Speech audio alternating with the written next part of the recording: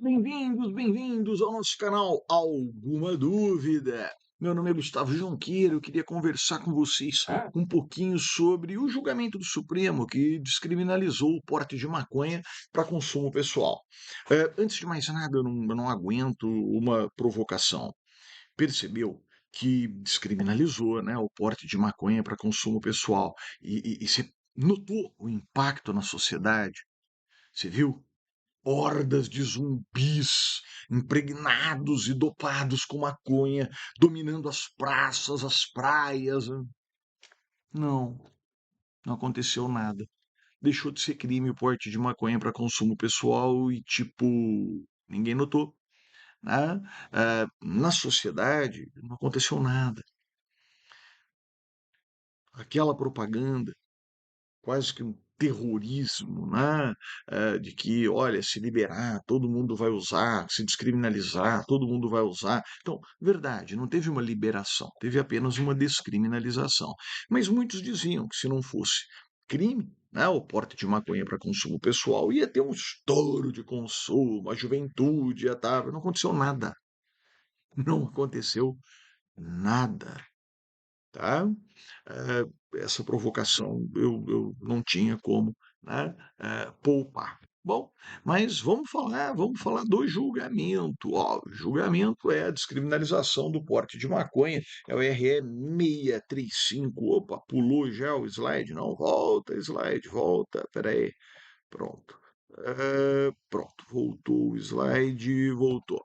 É o julgamento do RE 635659, tema 506 do Supremo. Gente, o Supremo ainda não publicou o acórdão com todos os detalhes, mas há uma informação, né, publicada pelo Supremo que já nos permite perceber os pontos essenciais. É sobre eles que eu quero falar com você. Vamos lá? Vamos lá. Primeiro, não é mais infração penal. Não é crime, não é contravenção. O porte de maconha para consumo pessoal não é mais infração penal. Ah, Gustavo, então liberou, regulamentou. Não. Legalizou também não. Né? Permanece ilícito o porte de maconha para consumo pessoal. Só que é um ilícito extrapenal. Tá? A princípio, nos parece que tem natureza administrativa. O Supremo diz que é extrapenal. Interessante notar o seguinte: que os argumentos que o Supremo usou para descriminalizar o porte de maconha para consumo pessoal serviriam para descriminalizar praticamente todas as drogas para consumo pessoal, mas o Supremo se restringiu à maconha.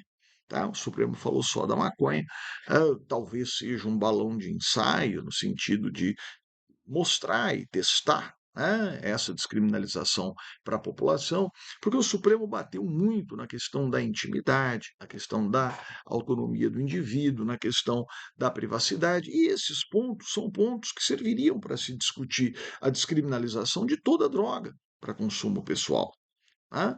Mas ficou só na maconha. Então, o porte, a posse de maconha para consumo pessoal está descriminalizada, mas permanece ilícita ainda que extrapenal. Gustavo, então pode ter sanção? Pode ter sanção, mas as sanções não são penas, são medidas extrapenais. Que, vamos lá, quais são as penas previstas para o crime de porte de drogas, que ainda continua em vigor para todas as demais drogas que não era maconha, né? Mas quais são as penas lá? As penas são advertência, prestação de serviço à comunidade e medida educativa. Dessas três, a que mais tem caráter, a que mais tem dentro do nosso caldo cultural, a perspectiva de que se trata de uma pena é a prestação de serviço à comunidade, tanto que ela também está prevista no Código Penal como pena. Né? Então, o que o Supremo fez? O Supremo falou: olha, prestação de serviço à comunidade é uma pena já estabelecida e reconhecida, sim, quer em nosso sistema de justiça, quer na sociedade. Então, é o seguinte: essa pena não pode ser aplicada nem com natureza de sanção administrativa. Então, fica proibida a imposição de prestação de serviço à comunidade para aquele que for apanhado com maconha para consumo pessoal. Mas, a advertência e a medida educativa podem ser aplicadas não como penas, mas como medidas de caráter extrapenal, sanções de caráter extrapenal, tá? Tá. Então, essa já é uma mudança importante, que aquele que for apanhado com maconha para consumo pessoal não vai poder ser condenado a uma prestação de serviço à comunidade. Pode ser condenado a advertência ou medida educativa. Tá.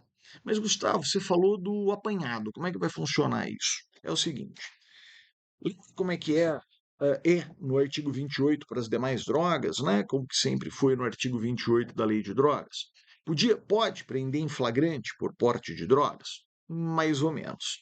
Porque quando você fala de prisão em flagrante, em regra você fala de quatro momentos: deter o sujeito, conduzi-lo à presença da autoridade, lavrar o auto de prisão em flagrante, recolher ao cárcere.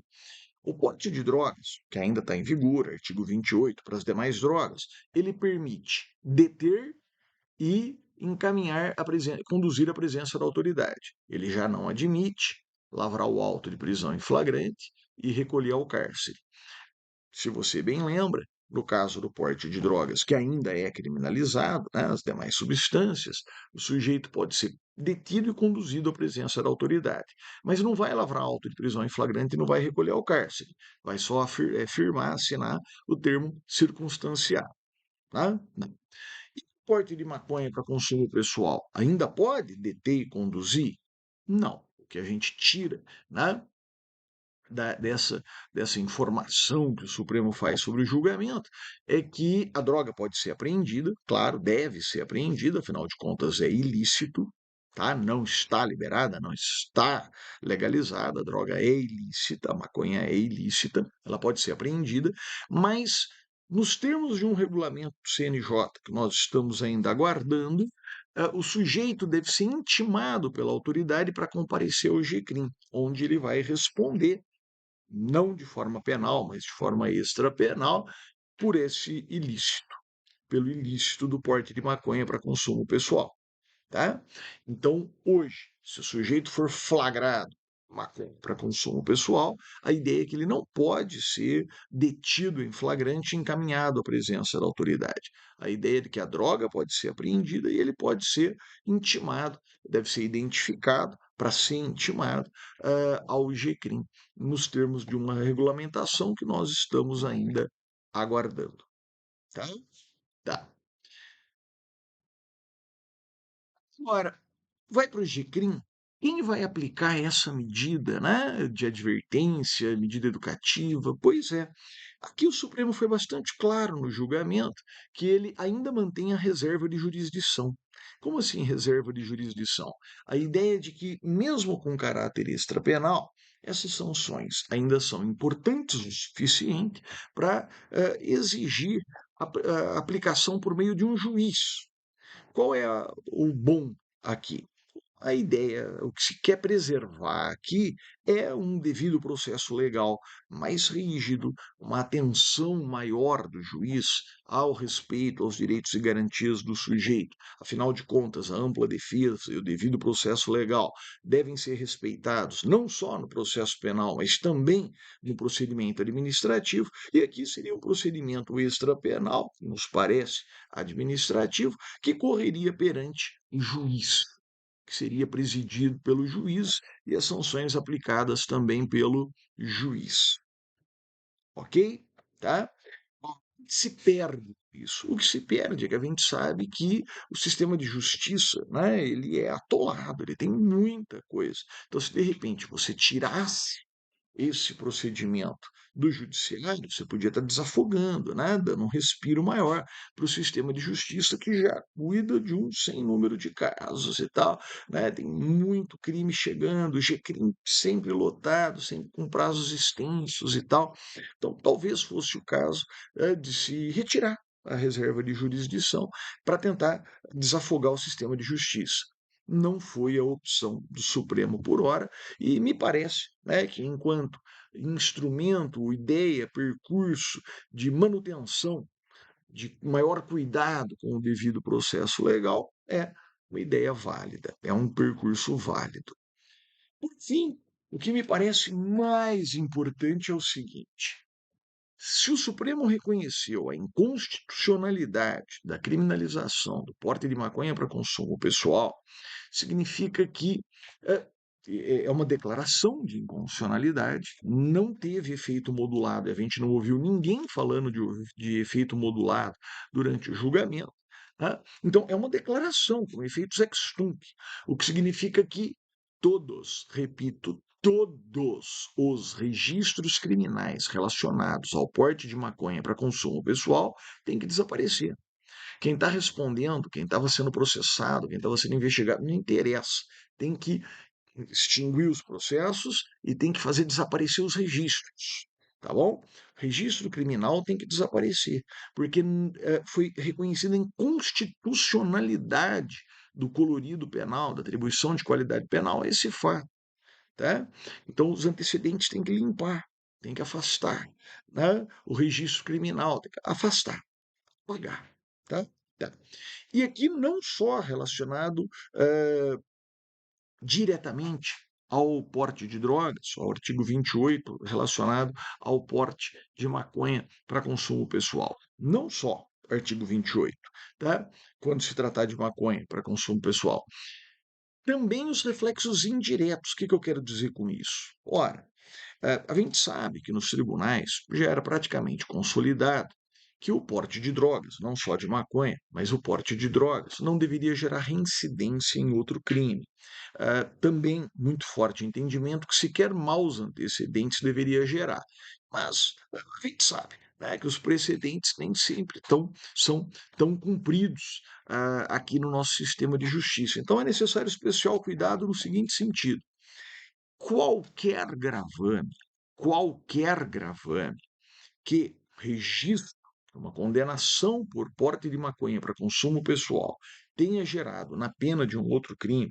Então, digamos que em razão de uma condenação anterior por porte de maconha para consumo pessoal, o sujeito tenha tido a pena aumentada como circunstância judicial desfavorável, o sujeito tenha tido o regime piorado, o sujeito tenha tido negado uma substituição da pena por restritiva de direitos, qualquer gravame tem que ser afastado, tá? Tem que ser afastado, porque a declaração de inconstitucionalidade tem que fazer desaparecer todo o registro, todo o gravame criminal relacionado com o porte de maconha para consumo pessoal, com efeito retroativo. Com efeito retroativo. Eu não tenho a menor dúvida aqui, tá? Tá. E, inclusive na execução penal, muitos respondem ou já responderam pela falta grave de porte de maconha para consumo pessoal. E por que isso configurava falta grave? Porque o artigo 52 da LEP diz que a prática de crime doloso é falta grave. E o artigo 28, no entender dos tribunais superiores, é crime. Tá? Então a ideia era, olha, o cara foi pego com maconha no presídio, isso é crime doloso. Se é crime doloso, é falta grave. Se é falta grave, todas aquelas consequências horrorosas da falta grave, perda de dias remidos, interrompe o lapso de progressão, torna o comportamento mau comportamento, né? Pelo prazo lá do 112, parágrafo 7º da LEP. Pois é, ora, se o porte de maconha para consumo pessoal não é crime doloso e nunca deveria ter sido, afinal de contas é uma declaração de inconstitucionalidade, todo gravame relacionado à falta grave na execução penal pela posse e porte de maconha para consumo pessoal também é de ser afastado. Tá? Então, aqueles que estão cumprindo sanção administrativa por essa falta grave têm que apagar. Os registros dessa falta grave devem ser apagados. Ah, mas o registro é administrativo, mas é administrativo relacionado com a prática de uma infração penal, cuja atribuição de qualidade penal foi considerada inconstitucional. Tá? Tem que apagar, tem que apagar, tem que fazer desaparecer. Tá bem? Tá? Então, me parece que esses desdobramentos, esses efeitos colaterais, não, indiretos já está de bom tamanho. Da descriminalização do porte, posse de maconha para consumo pessoal, são muito importantes, são grandes e certamente a gente ainda vai ficar falando disso, né? Lá na frente. Daqui a 2, 3, 4 anos, alguém vai olhar e falar: nossa, olha aqui, ó, a pena que esse cara está cumprindo, né? Tem aqui um gravame em razão de uma condenação condenação anterior por porte de maconha para consumo pessoal e tem que fazer apagar. Então, me parece que é um campo aí de atuação para os operadores do direito muito importante, muito relevante, que se dê especial atenção a esse detalhe agora, sempre que a gente estiver analisando aí a situação de pessoas que estão sendo processadas ou que já foram condenadas e que podem ter tido algum prejuízo por um registro anterior relacionado a porte, posse de maconha para consumo pessoal. Tá legal? Era isso. Espero que tenha sido interessante aqui essa conversa, né? Me parece que é um assunto que ainda vai ter vários desdobramentos, a gente ainda vai esperar, né, a evolução aí, eh, mesmo dentro do julgamento do Supremo, essa regulamentação do CNJ, a publicação do acórdão, mas muito há de se fazer desde logo. Vamos lá. Se você gostou desse vídeo, curte, espalhe, a ideia do canal é essa. Super obrigado pela sua atenção. Até uma próxima.